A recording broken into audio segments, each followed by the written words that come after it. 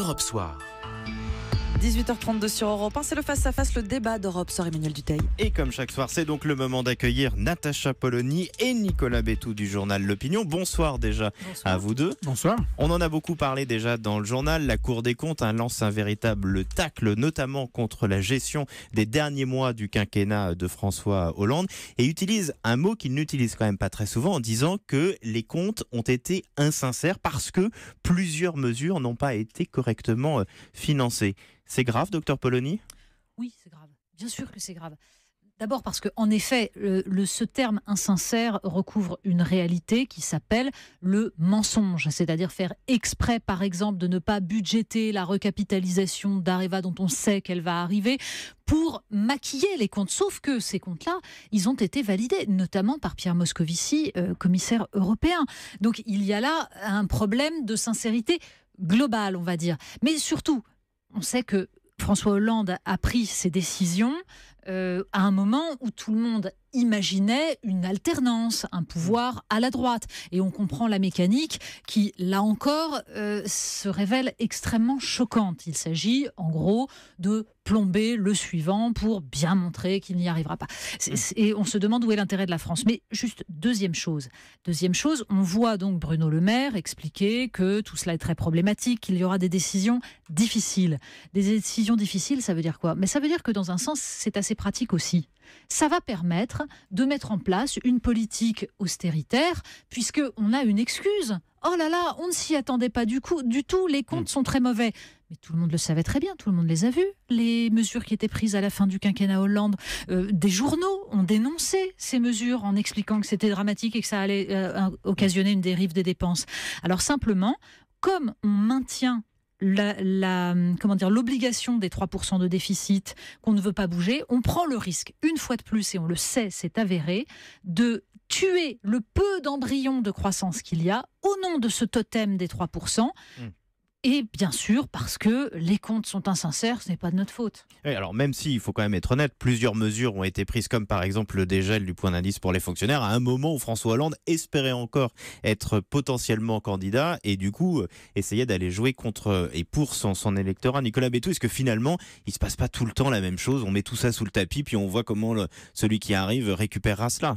Non, il ne se passe pas tout le temps la même chose. Et je reprends le terme d'Édouard Philippe, le Premier ministre, c'est inacceptable. Ce qui est inacceptable, c'est d'ériger en règle, et d'ailleurs de penser que ça pourrait être à chaque fois la même chose, que d'être insincère, c'est-à-dire manipulateur. Manipulateur en reportant des dépenses ou en annonçant des dépenses, comme vous venez de le dire, pour l'avenir, et en surestimant des recettes pour le présent. Et donc, cette façon de procéder, moi, me pose un problème énorme. On nous rebat les oreilles, si j'ose dire, de la loi de moralisation, du retour de la confiance. Est-ce que vous pensez vraiment que, en disant à tous les Français, ça se passe comme ça à chaque fois, et puis bon, il suffit de quelques milliards pour revenir dans des clous, est-ce que vous pensez vraiment que ce discours peut donner confiance dans la parole politique à ceux qui l'écoutent ? Donc je pense que c'est très grave, et je pense que dans la mesure où ce sont des magistrats qui viennent de dire ça, les membres de la Cour des comptes sont des magistrats. Même si la Cour des comptes s'est souvent trompée ces dernières années. En l'occurrence, ce sont des magistrats, et je pense qu'on devrait s'interroger sur la possibilité de mettre en cause la responsabilité au moins politique, et peut-être plus, de ceux qui ont pris la décision de signer des comptes à ce point insincères. J'ajoute, et c'est vraiment très important, c'est que, contrairement à ce que disait Natacha, en tout cas je suis en désaccord avec Natacha sur ce point. C'est rare, ça arrive jamais un désaccord entre vous deux. Ce ne sera pas un prétexte pour faire de l'austérité, parce que l'austérité, on en est très loin. En revanche, l'idée qu'il faille tenir les 3% et si possible baisser en dessous des 3%, c'est juste de donner des marges de manœuvre au pays pour essayer précisément de profiter de cette croissance. Et je fais juste remarquer, que la France est déjà et sera l'année prochaine le seul pays de la zone euro à être à cette limite des 3%, c'est-à-dire à être dans ce qu'on appelle une procédure de déficit excessif. Est-ce que vous pensez vraiment que les autres pays, parce qu'ils ont fait des efforts, se portent moins bien que nous ? Et est-ce que vous pensez vraiment que faire cet effort de quelques milliards, c'est faire s'abattre l'austérité sur le pays ? Moi, je ne le pense pas. Natacha Polony ? Le problème n'est pas là, le problème est qu'il n'y a aucune mesure qui permette justement de recréer de l'emploi, donc de recréer de la croissance, des rentrées fiscales et tout ce qui permettrait au pays de repartir.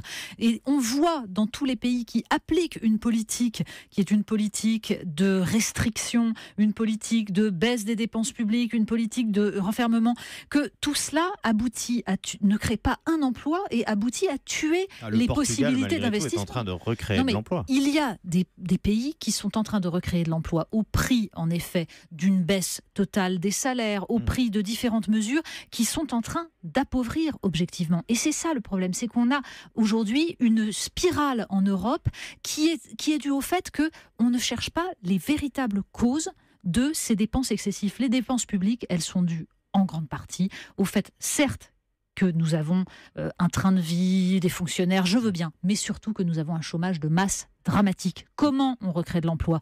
C'est pas avec la loi travail. Natacha, juste un mot pour vous dire que les dépenses en question et la dérive en question, elle n'est pas liée au chômage. Hein. Là, on parle des dépenses de l'État. Oui, et ce n'est pas effet. l'État qui indemnise les chômeurs. Donc ce sont deux choses différentes et on ne peut pas mettre sur le dos de l'excès de chômage, qui est en effet un problème franco-français par rapport à des pays qui nous ressemblent. On ne peut pas mettre sur le dos du chômage, pardon. Mais si, non, les on ne rentrées peut fiscales, pas. enfin, Nicolas. Les rentrées fiscales, ça permet.